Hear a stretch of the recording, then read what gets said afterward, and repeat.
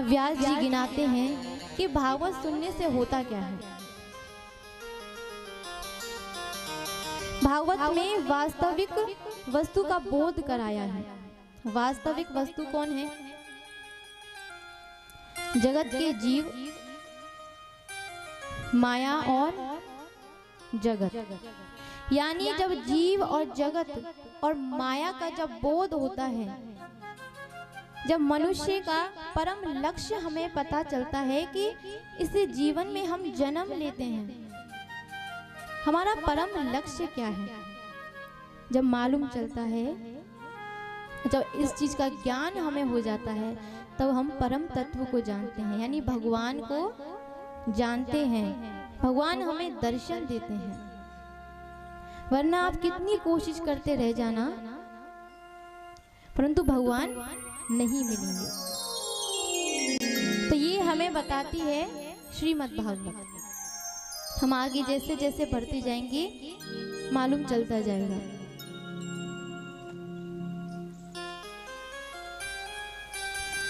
यह भगवान ने पूछे, सौनकादि ऋषि कहते हैं सूत जी से कि प्रभु ये बताइए कि ये श्रीमद् भागवत आई कहां से है? आप जिस श्रीमद् भागवत ज्ञान का हमें उपदेश कर रहे हैं, ये क्या है, हमें इसके बारे में बताइए। तो सूत जी कहते हैं, सौनकादि ऋषियों ध्यान से सुनो, ये कोई साधारण वस्तु नहीं है। देखने में तो एक किताब नजर आ रही है, परंतु इसके प्रत्येक अक्षर में कृष्ण बसे हुए हैं। जैसे सोने की मूर्ति होती है, चांदी की मूर्ति होती है, मिट्टी की मूर्ति होती है, उसी प्रकार ये कृष्ण रूपी भागवत है। ये वेदों से निकली हुई कल्प वृक्ष रूपी भागवत है, यानी वेदों से ही निकली है। और महाराज इसका जितना पान किया जाए उतना ही कम है, बस करते ही जाइए, क्योंकि इसमें छोड़ने लायक तो कुछ है ही नहीं। जितना पा सकते हो ले लीजिए, पान कीजिए। सौनकादि ऋषि कहते हैं, अच्छा प्रभु ये बताइए, आप कह रहे हो ये कल्प रूपी वृक्ष का पका हुआ फल है। अच्छा मान लिया कि ये एक फल है, परंतु फल को तो खाया जाता है, अरे पिया थोड़ी जाता है। सूत जी कहते हैं तुम्हारी बात एकदम सही है, परंतु खाया तो उसको जाता है। फल में जब कोई गुठली होती है, छिलका होता है, तो उसे निकाला जाता है, परंतु इसके भीतर तो कुछ निकालने लायक ही नहीं है, तो निकालोगे क्या?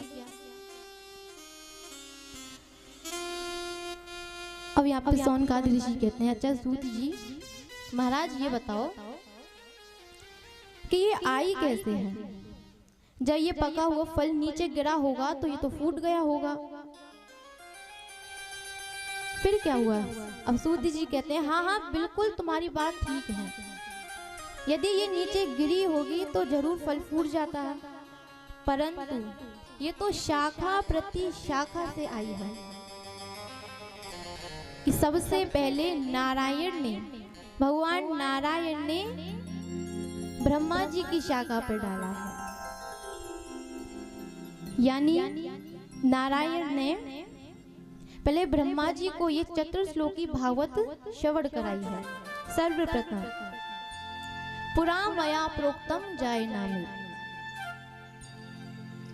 केवल इस सृष्टि में केवल नारायण थे और उनकी नाभि से एक कमल निकला और उसी कमल पर विराजमान हुए हैं ब्रह्मा जी।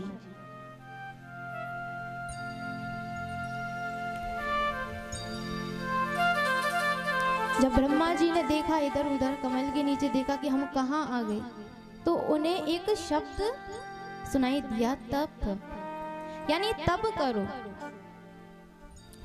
तप यानी ध्यान करना। जब हम ध्यान करते हैं तो हमें वो वस्तु भी प्राप्त हो जाती है जिसकी हमें अंदाजा भी नहीं होता। यहाँ ध्यान किया है ब्रह्मा जी ने, और जैसे ही ब्रह्मा जी ने ध्यान किया तो उनके सामने भगवान नारायण प्रकट होते हैं और भगवान ने उन्हें चतुर्श्लोकी भागवत सुनाई है। तो भगवान नारायण ने ब्रह्मा जी की शाखा पर डाला, ब्रह्मा जी की शाखा से फिर नारद जी की शाखा पर अटकी, फिर नारद जी की शाखा से लेके व्यास जी की शाखा पर आई है, फिर व्यास जी की शाखा से लेकर के सुखदेव जी को सुनाई है, फिर सुखदेव जी की शाखा से राजा परीक्षित की शाखा पर आई और राजा परीक्षित से फिर संत मुनियों के द्वारा और हम सब में इस भागवत का विस्तार हो गया। बोली भागवत भगवान की। तो ये शाखा प्रति शाखा आई है, इसलिए इस भागवत रूपी फल का कुछ नहीं बिगड़ा। यहाँ पे भागवत के बताया है कि दो नामों को पुकारा है, एक तो है रसिक जन और एक भावुक जन। यानी सबसे ज्यादा भागवत सुनने के लिए किसे पुकारा है? रसिकों को और भागवतों को। फिर सोनकाह जी कहते हैं, अच्छा प्रभु ये बताओ, यदि इन दो को बुलाया है तो बाकी सब कहाँ जाएंगे? उन्होंने कहा अरे नहीं, वो भी सुनेंगे। भागवत तो एक ऐसी है, जीव जंतु मनु पशु पक्षी जो सुने सबका कल्याण होना है। परंतु ये दो नाम इसलिए लिए हैं कि पानी का महत्व तो केवल प्यासा ही जान सकता है। यदि कोई बहुत प्यासा व्यक्ति हो और उसे तुम पानी दे दो तो वो फटाफट से पी जाएगा, और यदि किसी को ज्यादा प्यास ना लगी हो तो और आप कहो महाराज आओ देखो शीतल जल है, इसका पान करो, तो वो सबसे पहले कुतर्क करेगा कि कहाँ से लेके आए हो, आरओ का है कि नल का है, तालाब का है कि नदी का है, अरे साफ सुथरा है कि नहीं। और यदि रेगिस्तान वाले व्यक्तियों को पूछे कि धूप पड़ रही है और नीचे रेगिस्तान जो रेत है वो एकदम तप रही है, और कोई कह दे कि महाराज जल का पान कर लो, तो सीधे दौड़े चले आएंगे। फिर कोई नहीं पूछेगा कि ये हैंडपंप का है कि आरओ का पानी है। तो बताया है कि जैसे पानी का महत्व तो केवल प्यासा ही जान सकता है, ऐसे भागवत को पान करने के लिए रसिक और भावुकों को पुकारा है। या शौनकादि ऋषि कहते हैं, अच्छा प्रभु ये बताइए, हम आपसे आज 6 प्रकार के प्रश्न करना चाहते हैं, और वो 6 प्रकार का प्रश्न, पहला प्रश्न हमारा ये है कि प्राणी मात्र का कल्याण कैसे हो।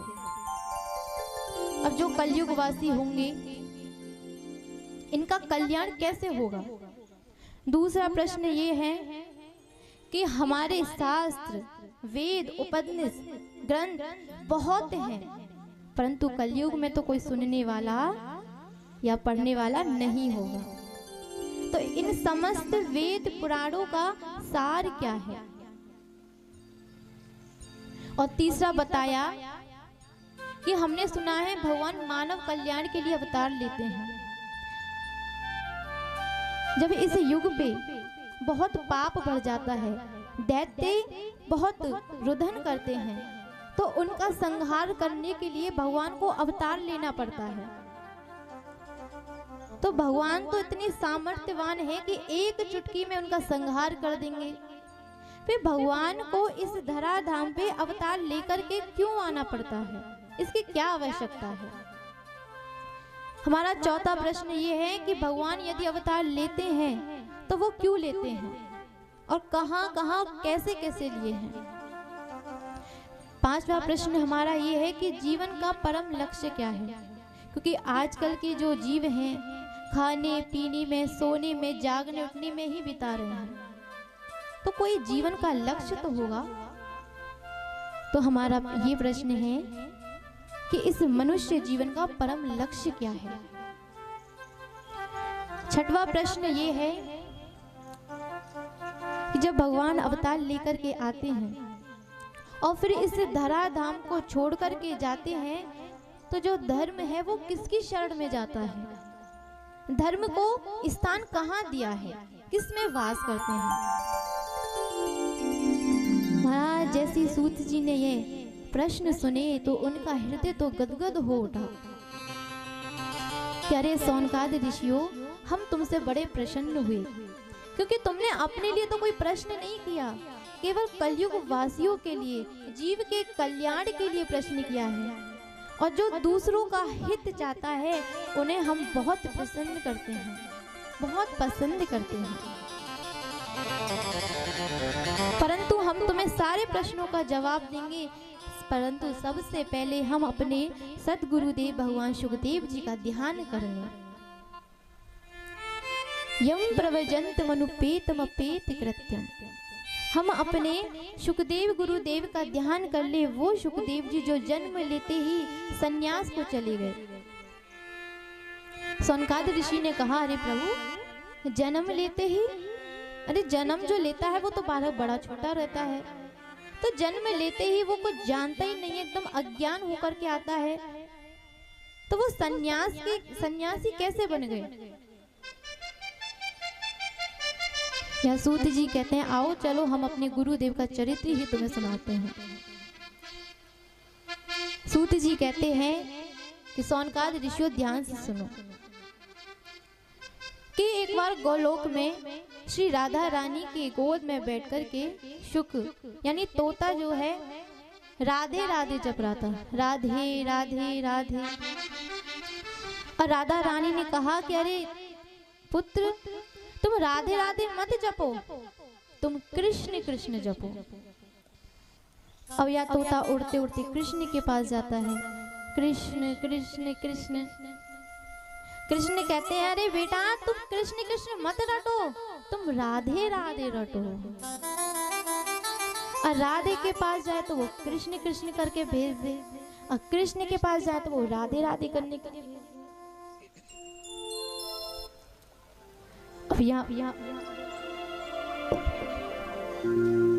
बोली श्री कृष्ण कन्हैया लाल की।